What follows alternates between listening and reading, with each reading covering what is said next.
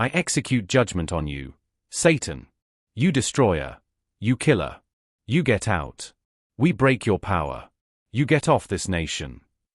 The words thundered from Kenneth Copeland, one of America's wealthiest and most controversial televangelists, a man who once commanded the attention of millions across continents.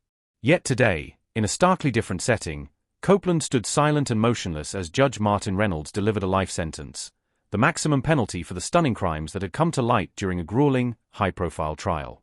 At 87 years old, the founder of Kenneth Copeland Ministries watched as the empire he had built in the name of God crumbled into ruin, forever tarnished by decades of financial fraud and rampant tax evasion. The downfall began 3 years earlier, when Michael Thornton, a former deputy financial controller for the ministry, chose to answer what he described as a divine calling. After 14 years inside the heart of the organization, Thornton secretly collected thousands of incriminating documents, bank records, offshore account details, internal communications, and handed them over to federal investigators. I couldn't be part of it anymore, Thornton testified, emotion choking his voice. Watching people send their last dollars while Mr. Copeland used their sacrificial giving to buy yet another jet or mansion, it broke me. I knew God was calling me to expose the truth, no matter the cost. The investigation that followed, conducted by the IRS, FBI, and Department of Justice, unearthed what prosecutors branded as the largest religious fraud scheme in American history. Evidence showed Copeland had diverted over $150 million in donations intended for missionary work and humanitarian relief into his own sprawling, opulent lifestyle. Prosecutors detailed his lavish expenditures, $17.5 million spent on private jets in a single year, multimillion-dollar mansions, fleets of luxury vehicles, all while urging his faithful followers to dig deeper into their pockets for God's work. Beneath the public image of faith and abundance, Copeland had constructed a sophisticated network of over 30 shell companies across offshore tax havens like the Cayman Islands, Panama, and Liechtenstein. These entities served no legitimate religious purpose but rather concealed vast sums of donor money from federal oversight.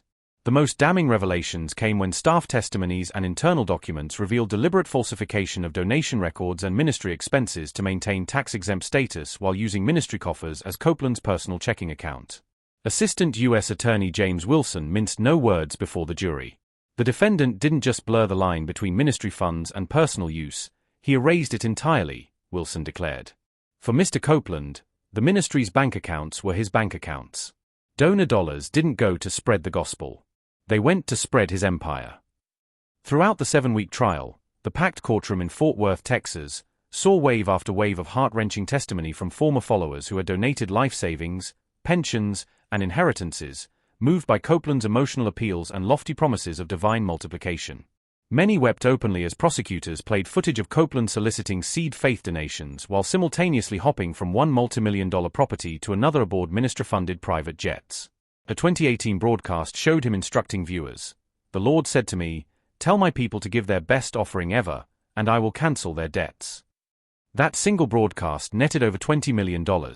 Yet prosecutors showed that $6 million of it was quietly funneled into purchasing a waterfront Florida mansion under Shell Corporation controlled by Copeland's family. U.S. Attorney Caroline Marchon delivered the closing blow. The defendant preyed upon the faith and trust of thousands of sincere believers. He exploited their religious devotion for personal gain while claiming divine approval for his actions. This case isn't about religious freedom. It's about fraud. Plain and simple. The defense, led by high-profile attorney James Morrison, tried valiantly to paint Copeland as the victim of government persecution against religious expression. Morrison argued that the luxury jets, the sprawling estates, the staggering wealth were all necessary components of Copeland's international ministry. He cited the televangelist's prosperity gospel, which teaches that material wealth is a sign of divine favor. His lifestyle was a testament to the principles he preached, Morrison told the court. His followers understood this. These weren't secrets. But that defense unraveled quickly when prosecutors introduced covert recordings of Copeland joking with financial advisors about hiding assets and mocking his own followers as the sheep. In a particularly devastating 2017 recording, Copeland laughed about a widow who had donated her entire life insurance payout, saying, "She thinks she's getting a heavenly return, but the only return is my new hangar." More internal evidence crushed any remaining defense claims. Emails revealed directives from Copeland himself instructing staff to fabricate mission projects for fundraising campaigns. One email ordered his son John to create some pictures of those African children we supposedly helped for a broadcast appeal. Former insiders described a ministry governed by a culture of fear and secrecy, where questioning financial practices was seen as not only insubordination but spiritual treason. Sarah Williams, who served as Copeland's personal assistant for 8 years, recalled how employees were forced to sign sweeping non-disclosure agreements and were warned that speaking out would result in both legal consequences and divine wrath. He told us that questioning his spending was questioning God himself, Williams testified, her hands trembling. Employees who raised concerns were publicly denounced during services as instruments of Satan, and immediately fired, their reputations destroyed. Meanwhile, the fraud reached into every corner of the ministry's operations. Fundraisers for disaster relief, including Hurricane Katrina victims, were shown to have diverted less than 3% of proceeds to actual aid efforts, while the bulk enriched real estate ventures owned by the Copeland family. David Martinez, former director of international missions, gave particularly damning testimony. He revealed he had been ordered to produce fake reports about non-existent schools and hospitals allegedly built in impoverished nations. The donors need to feel good about giving. The details don't matter, Copeland told him, Martinez recalled bitterly. The ministry's governing body, Eagle Mountain International Church, attempted a desperate maneuver late in the trial to distance itself from Copeland personally. Board members filed motions asserting they had no knowledge of financial wrongdoing and should not be held accountable. This tactic backfired spectacularly when prosecutors produced meeting minutes showing the board had repeatedly approved transactions moving donor money directly into Copeland's personal accounts. Further investigation revealed board members received luxury vehicles, all-expense-paid retreats, and lavish housing allowances for minimal duties. As the guilty verdict was delivered, Copeland sat stoically, occasionally leaning over to whisper to his lawyers. His wife Gloria and close family members, largely absent throughout the proceedings, were nowhere to be seen. Sources close to the family suggested deep fractures had emerged as various members sought to shield themselves from the fallout. During the sentencing hearing, the court listened to wrenching victim impact statements. Mary Thompson, a 76-year-old widow from Oklahoma, sobbed as she recounted how she had donated her entire $340,000 retirement savings to the ministry after her husband's death, clinging to Copeland's promises that God would repay her many times over. "Now I live with my daughter because I can't afford housing," she said. "While he flew in private jets, I lost everything." Robert Castillo, a former ministry partner, described how his family had mortgaged their home and business, donating over $800,000 across 15 years under the belief they were funding international missions. "We lost our business, our home, and nearly our marriage," he said, his voice cracking. The worst part wasn't the financial loss. It was the spiritual devastation, realizing we'd been betrayed by someone we trusted as a man of God. Perhaps the most gut-wrenching testimony came from Janet Williams, who revealed that her late husband had refused life-saving cancer treatments in favor of faith healing promoted by the ministry.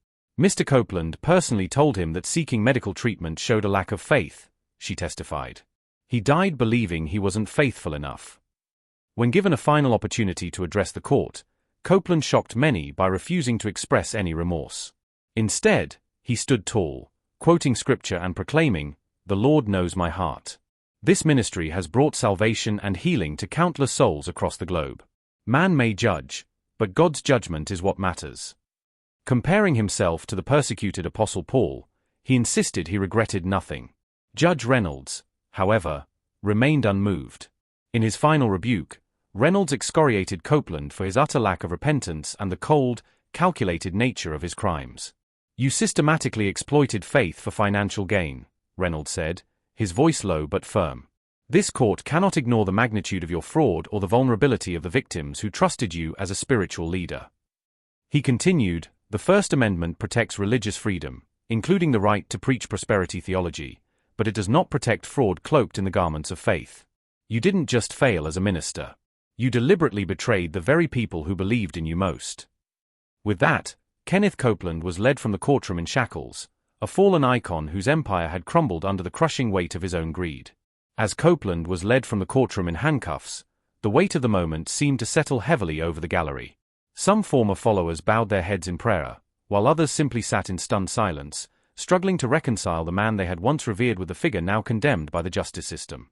Reporters rushed to file their stories, capturing the fall of a religious titan whose influence had once seemed unshakable.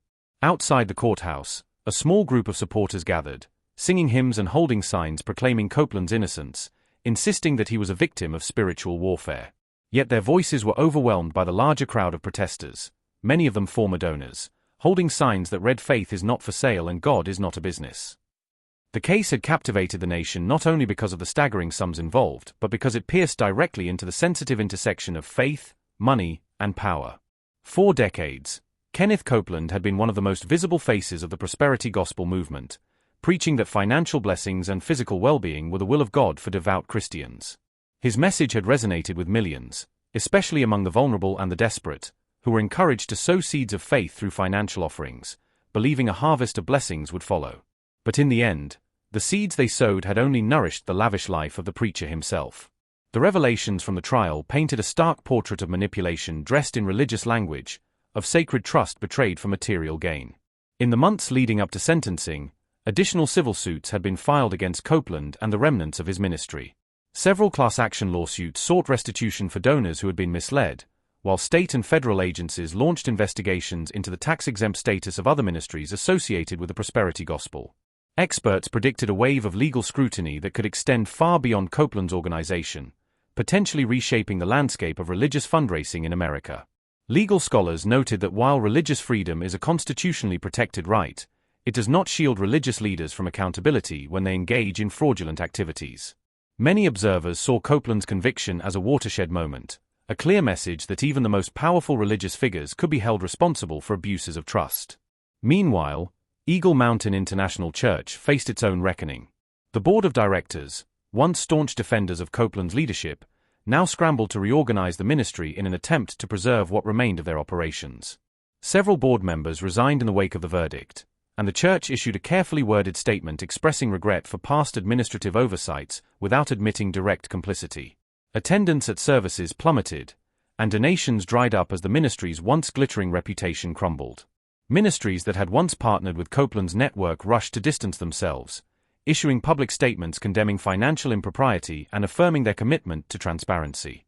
Yet for many former followers, the damage was already done, and no amount of rebranding could restore the broken trust. Within religious circles, the scandal prompted a broader conversation about the dangers of unchecked authority and the need for financial transparency within faith-based organizations. Pastors, theologians, and religious leaders from across denominations called for reforms, emphasizing the importance of accountability structures and independent audits. Christian watchdog groups reported a surge in interest from congregations seeking resources on best practices for financial stewardship. At the same time, skeptics of organized religion seized upon the scandal as evidence of the corruption inherent in megachurch culture, fueling an already growing wave of religious disaffiliation among younger Americans. For Kenneth Copeland himself, the future looked grim. Though his legal team vowed to appeal the verdict, experts agreed that the chances of overturning the conviction were slim given the overwhelming weight of evidence presented during the trial. Copeland's personal fortune, once estimated in the hundreds of millions, would likely be decimated by legal fees, restitution payments, and civil judgments. The luxurious estates, private jets, and business interests that had symbolized his success would now be liquidated to satisfy court orders. His fall from grace was complete, not with a dramatic public confession or plea for forgiveness, but with a stubborn refusal to admit wrongdoing and a defiant clinging to the narrative of persecution. Among those who had once followed him, reactions were deeply mixed. Some, like Mary Thompson and Robert Castillo, felt a sense of grim vindication, their suffering acknowledged at last by the justice system. Others wrestled with lingering guilt, wondering how they could have been so thoroughly deceived. A smaller but still vocal minority refused to accept the verdict at all, continuing to believe that Copeland was a true man of God targeted by sinister forces. They cited biblical passages about the persecution of the righteous and insisted that the worldly courts could not comprehend spiritual matters. For them, Copeland remained a martyr, even behind bars. Psychologists and sociologists studying the phenomenon noted that such cognitive dissonance was not unusual in cases of religious fraud. When deeply held beliefs are challenged, especially by painful realities, many people experience what experts call belief perseverance, clinging even more tightly to their faith in the leader rather than accepting the betrayal. In Copeland's case, decades of charismatic preaching, coupled with the emotional and financial investments of his followers, created a powerful bond that not even a guilty verdict could fully sever. Meanwhile, the broader evangelical community faced a reckoning of its own. The prosperity gospel had long been controversial even within Christian circles, with critics arguing that it distorted biblical teachings and exploited the vulnerable. Copeland's downfall reignited debates over the theology of wealth and the ethical responsibilities of religious leaders. Prominent pastors issued sermons and wrote articles denouncing the name it and claim it theology, urging believers to focus instead on humility, service, and genuine charity. Some churches took the opportunity to audit their own financial practices, seeking to reassure their congregations in an atmosphere of growing skepticism.